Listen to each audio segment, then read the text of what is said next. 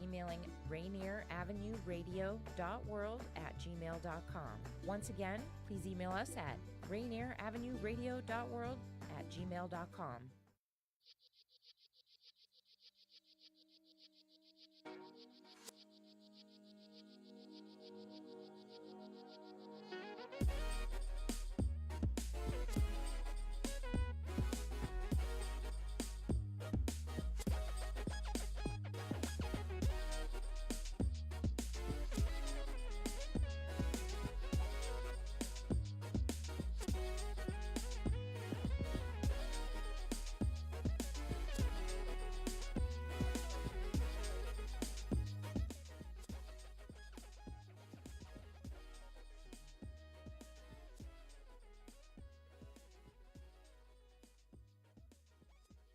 You are listening to the news on RainierAvenueRadio.World. I'm Tony B. Today is Wednesday, January 23rd. This is the news on Rainier Avenue Radio, and we're here live every Wednesday from 6:30 to 7 to provide you with current, trustworthy, useful news, content focused on super service to the local South Seattle audience.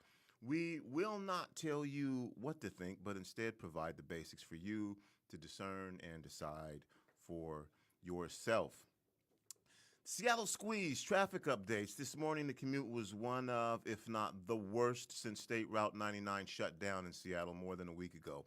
This morning, the commute spun out of control thanks to several crashes during the squeeze. A semi-truck crashed in Tacoma that blocked all lanes of I-5 for hours this morning and was just the beginning of what was turning into the worst commute since the Seattle Squeeze started. Just after 6:30, the Washington State Department of Transportation reported 4 crashes in less than 10 minutes. The crashes impacted drivers heading north and south into Seattle. Drive times along I-5 skyrocketed. By 7 a.m., Everett to Seattle became a 79-minute commute, which is more than 20 minutes above average. And Federal Way to Seattle was 63 minutes, 10 minutes longer than it usually takes. One of the consistently congested commutes is leaving West Seattle. Now, starting today, Seattle police staged officers at 4th Avenue South and South Spokane off-ramp and along the main line to prevent re-entries by vehicles into the bus-only lane. Things weren't much better hours later. Drive times from Everett to Seattle were 75 minutes before 9 a.m., and the drive time from Federal Way to Seattle was still above an hour. The commute started with scattered showers that were expected to taper off as the day progressed, and with gusty winds, that didn't make the situation any better. So commuters are urged to stick with their Seattle Squeeze contingency plans. Remember to leave earlier, leave yourself a little extra time, or stay off the roads if possible. But doing a good job. Let's just keep it up. It's bound to happen at least once, and 10 minutes isn't too bad. But if you remember that there are some alternative routes that you can take, then and maybe, again, remember, hey, the more cars that are on the road, which may be you, the longer your commute's going to take. According to Seattle Police Blotter, 2 men were injured in a shooting near the New Holly neighborhood. Gang unit detectives are investigating after 2 men were wounded by gunfire near the New Holly neighborhood late Monday. Around 11, police received reports of gunfire and were told by 911 caller that the victims were at Rainier Avenue South and South Rose Street. Police arrived and found the 3 victims and their vehicle. One man had a grazing gunshot wound to his neck. Another had gunshot injuries to his head and shoulder, and a third man was uninjured. The victims were able to tell the officers that they were at the intersection of Martin Luther King Jr. Way South and South Ocello Street, driving southbound when a suspect in another vehicle began shooting at them. The victims fled and stopped at Rainier Avenue South and Rose Street, where they called police. Medics transported the man with head injuries to Harvard Medical Center in non-life-threatening condition. The second injured man was treated at the scene, and officers found a gun in the victim's car and have turned the case over to the gang unit for further investigation. Affirmative action returns to Washington state's ballots. I-1000 could change state law to allow the use of affirmative action that does not constitute preferential treatment to address discrimination in public employment, public schools, and government contracts. The I-1000 bill attempts to right the wrongs done by I-200 when it was passed in Washington in 1996 with a vote of 56% in favor.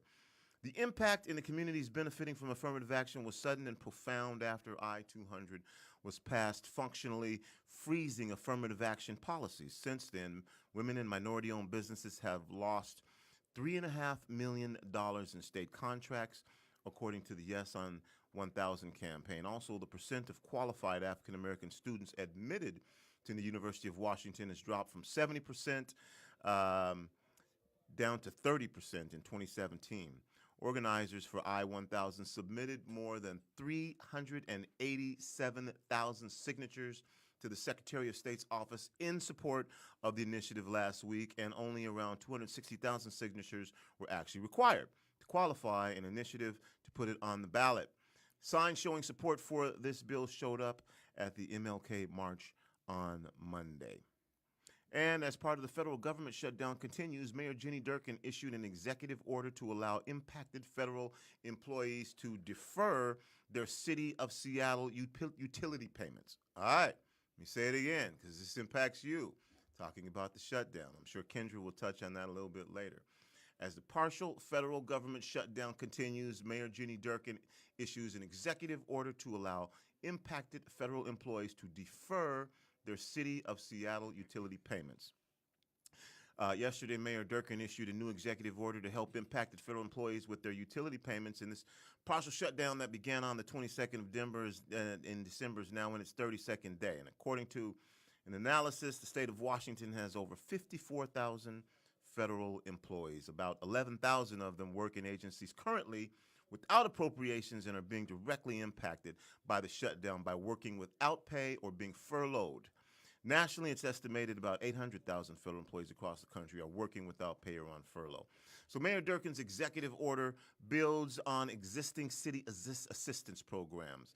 Executive order directs Seattle City Light, Seattle Public Utilities, and the City Budget Office and the Human Services Department to immediately develop a plan to offer deferral of utility bill payments to federal employees and community members who have been negatively impacted by the federal government partial shutdown. 4 city departments will develop their plan for initial execution by this coming Friday, 25th.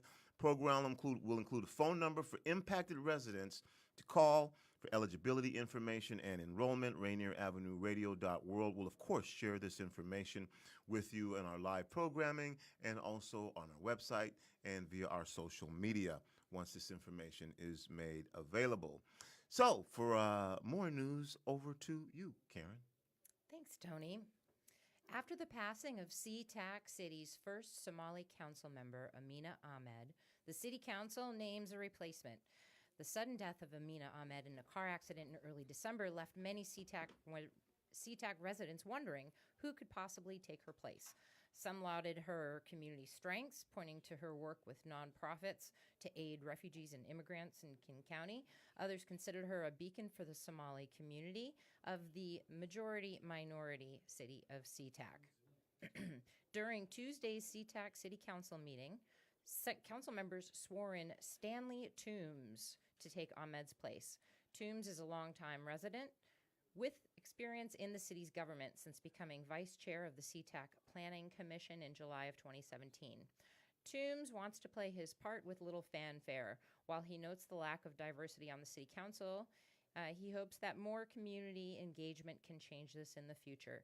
He doesn't want to take on a strong political platform. He says, "I don't have a strong agenda I'm trying to push. I realize my place is to fill an empty slot during this time period until the community can choose the council member that they want rather than an appointed person."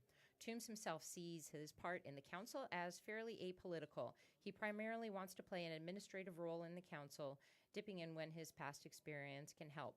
The decision to appoint him, made during a special meeting of the council, was unanimous. An official statement by the city council a couple of days later cites Toombs' knowledge of land use issues as one reason he was best qualified for the role. In other local news, former Starbucks CEO Howard Schultz is considering a bid for president in 2020. 2 people familiar with his thinking told CNN that they are, quote, exploring a possible independent bid for the presidency in 2020, but the person emphasized that all options remained on the table. Quote, Schultz is thinking deeply about his future and how he can best serve the country, unquote. Schultz stepped down from his position at Starbucks last year, and he said at the time that he may consider a White House bid. While he has had criticisms of both parties, it remains to be seen, and this is a story that we will continue to follow here. And regarding a measles outbreak, another young child has been confirmed with measles in a growing outbreak among unvaccinated children in southwestern Washington. In Clark County, there have been 23 confirmed cases of the highly contagious viral infection identified since January 1st, with 18 cases among children younger than 11 and just one involving a person over 18. One of the children was hospitalized, and an additional 2 cases are suspected. 20 of the confirmed cases occurred among patients who had not been immunized, which can be spread through coughing or sneezing, cause fever, cough, runny nose, red eyes, and a rash. Health officials said the immunization status for 3 cases was not verified. A King County man in his 1950s has a King County man in his 50s has suspected measles, and his case may be linked to a larger outbreak in the Vancouver up to Seattle area. There has been a list of locations that people should be made aware of where they may have come in contact. We have that list available on our website. This is the news on RainierAvenueRadio.World.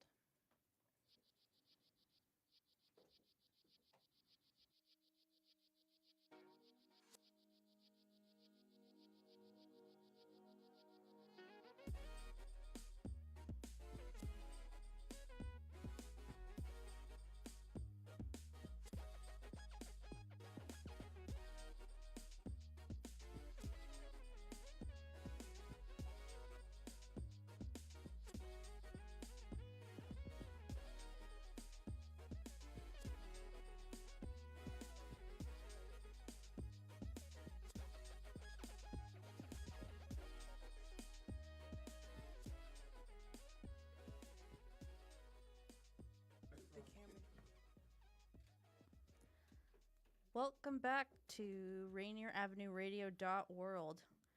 We are now on our 33rd day of the government shutdown, and federal employees are about to lose their second paycheck. Due to the U.S. government shutdown, some federal employees have been furloughed, while others will continue to work without pay. Last Thursday, 2 days after the White House doubled its projections and warned that the shutdown was reducing quarterly economic growth by 0.13 percentage points per week, the Labor Department reported 10,454 initial claims by federal workers for the week that ended January 5th, doubling the previous week's figure. Thousands more have applied since, state officials said. According to Deborah DeAgostino, founding partner of the Federal Practice Group, there are certain qualifications these employees must meet if they wish to gain unemployment benefits. Transportation Security Administration workers, Customs and Border Security staff, and other essential federal employees who are showing up for work each day cannot apply. Those who are furloughed may apply, but state agencies that process unemployment applications are seeing a bump in the number of applications, especially in areas with high concentrations of federal workers, such as Maryland and Virginia.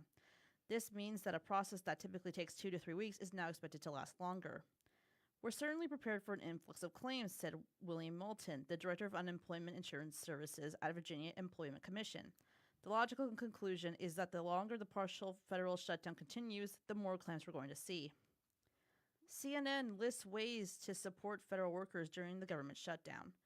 United for U.S. Fund, the United Way has set up for the United for the U.S. Fund, a joint effort by labor unions, corporate partners, the United Way Network, and nonprofits to help federal workers, contractors, and others impacted by the shutdown.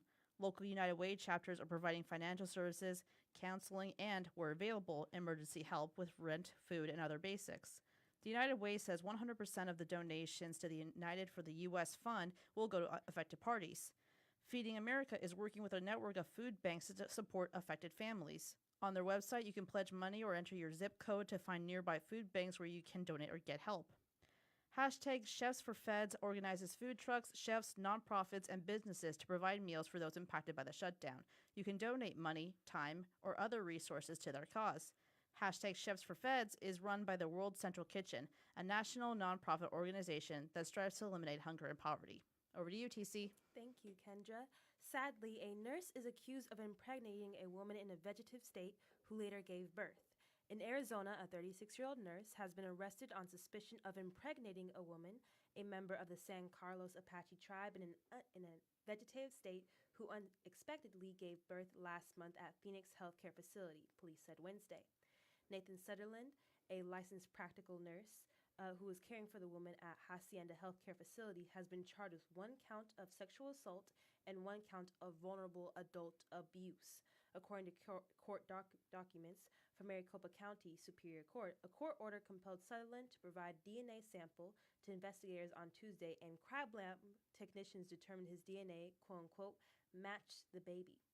Phoenix Police Sergeant Tommy Thompson said Sutherland was arrested on Tuesday.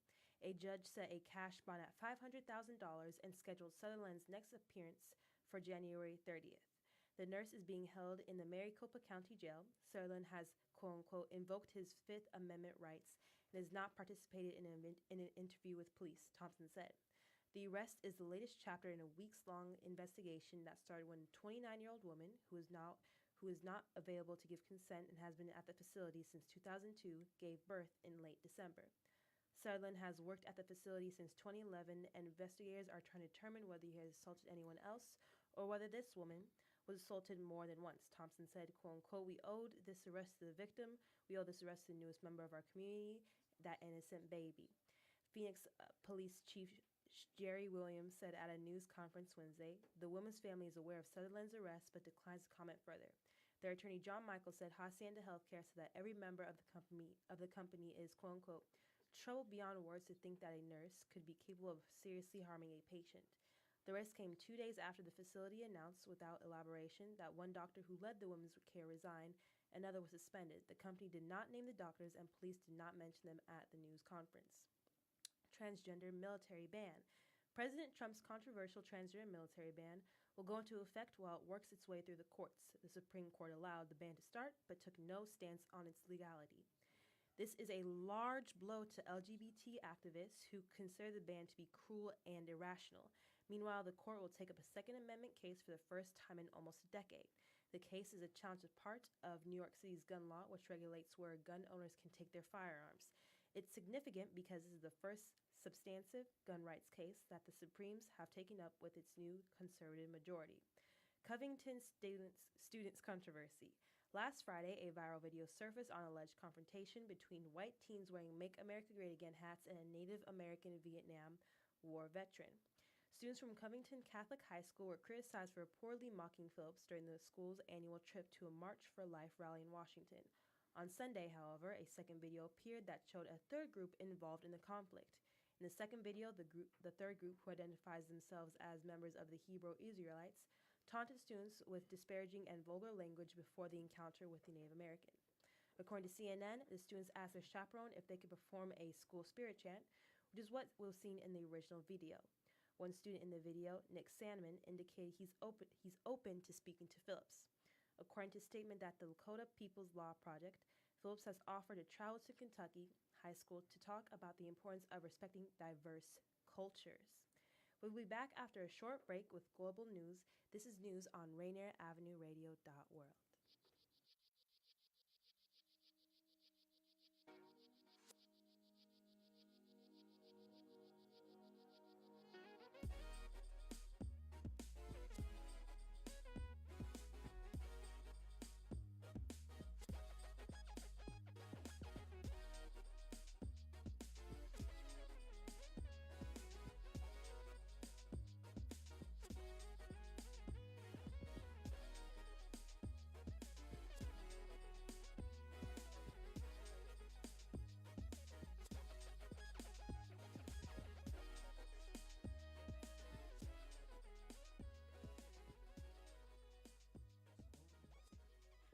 Welcome back to RainierAvenueRadio.World.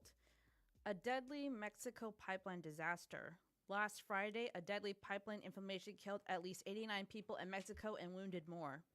Due to the rampant theft of gasoline by cartels and the suspected bureaucratic interference of those in office, Mexican President Andrés Manuel López Obrador implemented a policy in an attempt to curtail this. The policy involved closing 6 major pipelines where criminal gangs and other thieves have siphoned off stolen fuel worth billions of dollars. Lopez Obrador moved distribution to trucks, but the change caused delivery delays and long lines at gas stations, leading to scenes of lines of parked cars with empty fuel tanks backed up for miles. Then, last Friday, there was a pipeline rupture in the municipality of Telahulipan. Approximately 800 to 900 people arrived with buckets in an attempt to get free gasoline. Unfortunately, the pipeline exploded into flames, leading to the deaths of the 89 people, with many more suffering life-threatening injuries.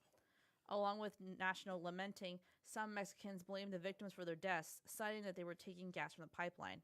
However, President Lopez Obrador has argued that the people were compelled to participate by the poverty and unemployment caused by past government policies. President Lopez Obrador has been criticized for the policy itself, but has stated that he has not lost faith in its goals and to curtail gas thievery. Back to you, Natalie. Thanks, Kendra. U.S. President Donald Trump has said he recognizes Venezuelan opposition leader Juan Guaido as interim president. U.S. President Donald Trump has said he recognizes the new interim president, and the announcement came minutes after the 35-year-old declared himself acting leader in Caracas on Wednesday. A number of South American countries, including Brazil, Colombia, and Peru, have also recognized Mr. Guaido as Venezuela's legitimate president. It comes amid mass protests against President Nicolás Maduro, who has overseen years of economic freefall. Hyperinflation, power cuts, and shortages of basic items have driven millions of people out of Venezuela. Mr. Maduro was sworn in for a second term earlier this month after a vote marred by an opposition boycott and widespread claims of vote rigging. In response to Mr. Trump's recognition of the opposition leader, Mr. Maduro broke diplomatic ties with the U.S. and gave its diplomatic staff 72 hours to leave Venezuela. He accused Washington of trying to govern Venezuela from afar and said the opposition was seeking to stage a coup. Quote, "We've had enough interventionism here. We have dignity, damn it." End quote. He said in a televised address from the presidential palace. In a statement, Mr. Trump described Mr. Maduro's leadership as illegitimate and said the country's Congress, led by Mr. Guaido, was the only legitimate branch of government in the country. The people of Venezuela have courageously spoken out against Maduro and his regime and demanded freedom and the rule of law, his statement said. The statement also said the U.S. would hold Mr. Maduro's regime directly responsible for any threats to the safety of the Venezuelan people. More in global news, American missionary exposed isolated tribe in Brazil to serious diseases. The American missionary operating in Brazil had exposed an isolated indigenous tribe to disease and possibly death, the Brazilian government's Indigenous Affairs Department said on Wednesday. Steve Campbell, an American Christian missionary, entered the area occupied by the He-Merima tribe last month, one of the few dozen tribes in Brazil that has no contact with the outside world. It's a case of rights violation and exposure to risk of death to isolated indigenous population, a FUNAI spokesman said in a written statement to Thomson Reuters Foundation. Even if direct contact has not occurred, the probability of transmission of diseases to the isolated is very high. There's an increasing likelihood of missionaries trying to contact isolated tribes in Brazil after the appointment by President Jair Bolsonaro of an evangelical preacher as the new minister in charge of indigenous affairs, experts said.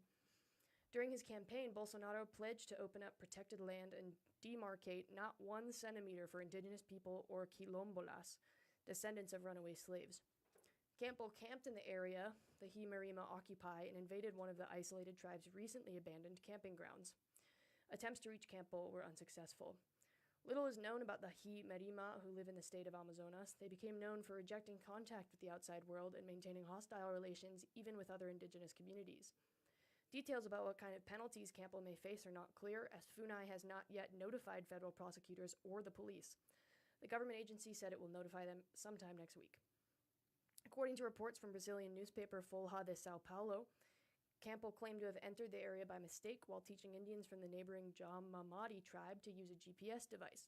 Campbell has been living among the Jamamadi for years, but received no authorization to do so, according to FUNAI. And after this short break, we will be back to you with sports at RainierAvenueRadio.World.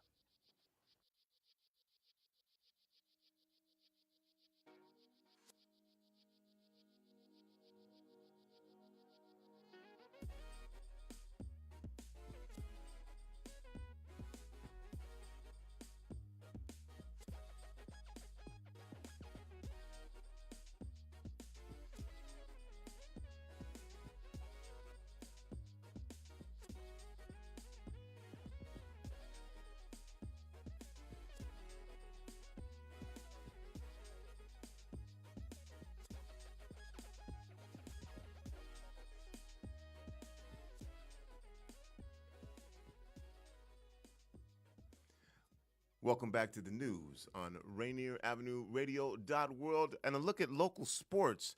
Edgar Martinez, affectionately known as Gar, was finally elected to the Hall of Fame for Major League Baseball. Edgar played his entire professional career with the Seattle Mariners, and this was his 10th and final try. If Edgar had not made it at this point, his name would drop off of the ballot.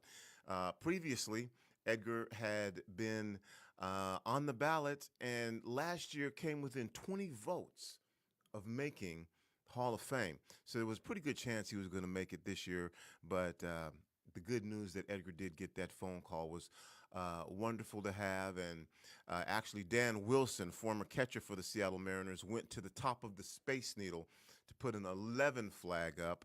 And even on that same day, Ken Griffey Jr. called into the Major League Baseball channel, and while Edgar was being interviewed and called it a great day for Seattle. Edgar Martinez. Of course, you know there is Edgar Martinez Drive down by the stadium, and now he's officially a member of the Hall of Fame. And Karen, want to talk a little bit about what we're doing this weekend? This past weekend. Oh, this past weekend. Yes, this Monday was the 37th annual Martin Luther King Jr. Day at Garfield High School, and RainierAvenueRadio.World was there to support with a live broadcast. Our own Tony B spoke with organizing committee founders Eddie Rye Jr. and Tony Orange, as well as Jesse Weinberry, the organizer for I-1000. Speakers at this event included Maru Mora Vigapando on immigration rights, Larry Cordier of the Lakota tribe, Reverend Kel Brown, and tributes to DeCharlene Williams and Verlene Jones Davis. You can watch the full video from our website. And to Natalie. Come on down to RainierAvenueRadio.World to check out Lyrically We Stand, an open mic that's happening right after the news. Back to you, Tony. All right. On behalf of everyone here at Rainier Avenue Radio, we thank you for listening to the news. We'll be back here again at 6:30 next Wednesday for the news on RainierAvenueRadio.World.